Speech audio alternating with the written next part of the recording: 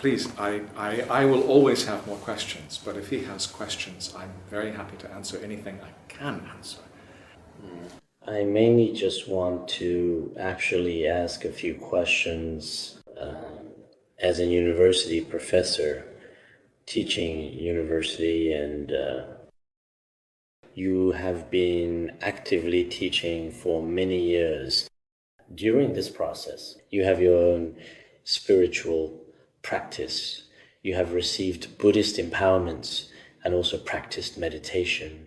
I would really like to know, if possible, just how many years you have been studying Buddhism in total, through studying Buddhism and esoteric teachings of Tibetan Buddhism.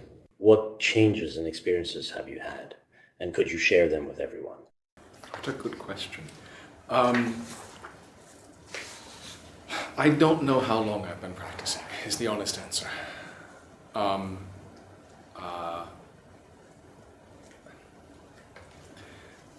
Probably at least since I was 12, maybe younger than that.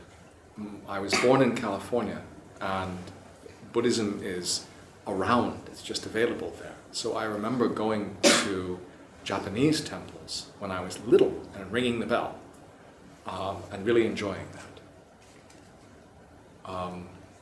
When I started university, I had a choice between either doing biology or doing Buddhist studies. And because of and actually to me they're the same thing, but that would take a while to explain. So I wound up doing Sanskrit and then working on Buddhist texts, and by a lucky accident I was able to go work in Nepal with the last remaining Sanskrit Dorje Lopon, the last remaining Sanskrit Bhattacharya. There is still a tradition. And so studied with them.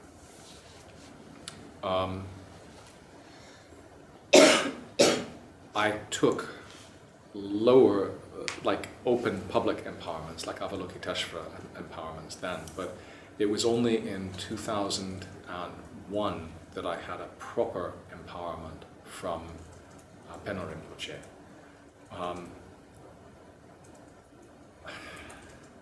That was an amazing, that was a very good one. It was a very powerful one. First off, because it happened in Yangmei Sho, and because I was able to see many of the really good Khenpos and Rinpoche that I knew were all there. I also had very strong visions during that empowerment that have shaped what I have tried to meditate on ever since, and how I've tried to understand things. There are at least two answers to his question about how the practice of tantric meditation has changed me. So I think one answer is around confidence. There's a fundamental principle in Tantra, which is the principle of non-duality, nipameta. And he's right. He hasn't said it directly, but he's right. In the West, it's difficult to both teach Buddhism and be Buddhist. People see that as somehow untrustworthy. Somehow you have to have scientific distance from what you teach. And so I was always very cautious how I taught. But taking the tantric commitments, taking the samaya, meant that that was no longer a choice. I had to be one person. And that made everything easier. It's meant that I must teach. So in my university, I have no choice. The tantric commitments say, if a good student comes, you must teach them. So I do. It's meant that because I do a lot of work with Himalayan people who live in Scotland, if they say to me, we need you to do a ritual for us, then I go find the ritual and I do it. There's no point in being shy.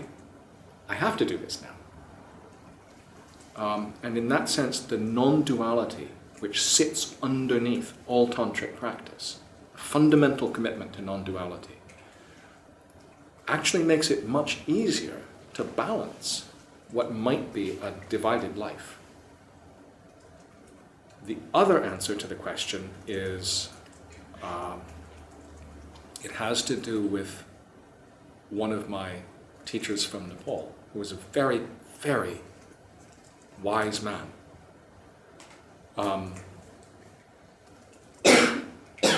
And he said that for the complete tantric empowerment to happen outside Buddhist Asia,